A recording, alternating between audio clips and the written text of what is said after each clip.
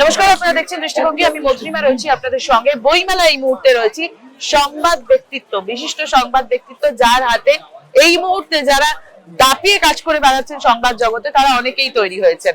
অভিজিৎ দাশগুপ্ত রয়েছেন আমাদের সঙ্গে। স্যার, আপনার এই বইটা আজকে রিলিজ হলো, দ্য ওয়ার্ল্ড আনফ্রেম। আপনাকে ইউজুয়ালি মানুষজন জানেন যে মানে চলচ্ছবি যেটা সেটা হিসেবে, কিন্তু এই প্রথমবার স্টিল ছবিতে আপনার এতগুলো সুন্দর সুন্দর মুহূর্ত ধরা আছে।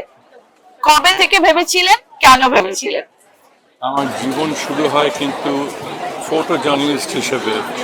আচ্ছা, 1963 সালে স্টেটসম্যানে আমি জয়েন করি ট্রেনি হিসেবে। প্রথম 3 বছর কেবল ছবি তুলেছি, নানা রকম নিউজ ফটোগ্রাফি করতাম। 3 বছর পরে আমি একদিন করিডোরে দাঁড়িয়ে রয়েছি, তখন মানস ঘোষ, নিশ্চয়ই নাম শুনেছেন, সিনিয়র জার্নালিস্ট, তিনি বলেন, এই ছোকরা, খবর করে ইংরেজি বলিস আর খালি ছবি তুলিস, লিখতে শুরু কর।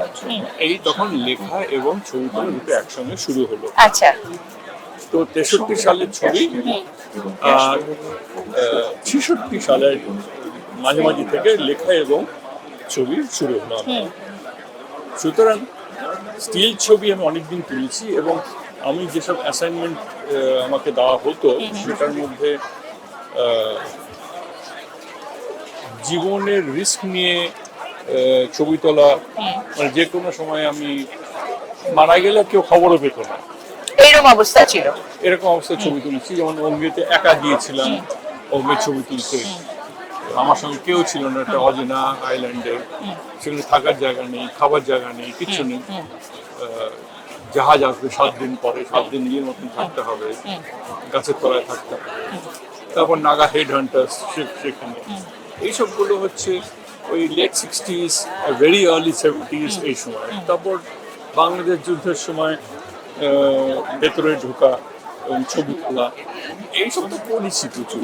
কিন্তু ছবি তোলাটা আমার কিন্তু মোর একটা নেশা ছিল, পেশা পরে হয়েছিল। এবং পরবর্তীকালে আমি ওই চলচ্চিত্র জগতে চলে আসি। এতে কতগুলো ছবি আছে মোট? 102 ছবি আছে। 102 ছবি। কত বছর ধরে এই ছবিগুলো তোলা? এই ছবিগুলো কত বছর ধরে তোলা না, এখানে আছে বেসিক্যালি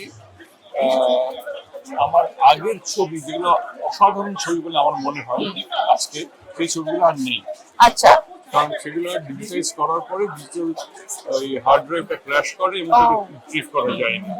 সুতরাং এইখানে যেগুলো আছে সেগুলো মোটামুটি ওই ধরুন 68, 69 থেকে তারপরে যা আছে সেগুলো আছে। আচ্ছা, একটা প্রশ্ন খুব করতে ইচ্ছে করছে।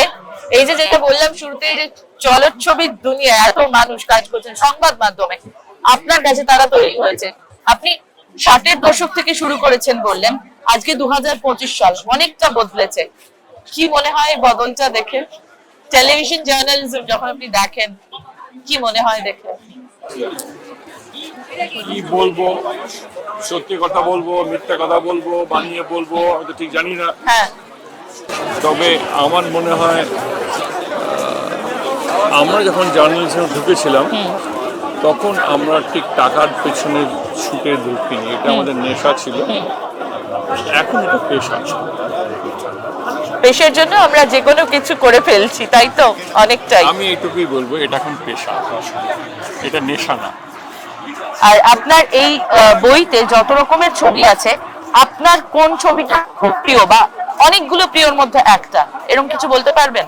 খুব ডিফিকাল্ট বলা, কারণ সবকটাই হয়তো খুব পছন্দ।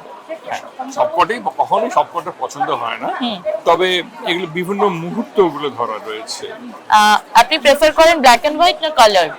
আমি প্রেফার করি ব্ল্যাক এন্ড হোয়াইট, কিন্তু এখন ব্ল্যাক এন্ড হোয়াইট তো প্রায় উঠেই গেছে, সুতরাং colour. Thank you so much সময় দেওয়ার। Thank you. আমাদের সঙ্গে ছিলেন অভিজিৎ দাশগুপ্ত।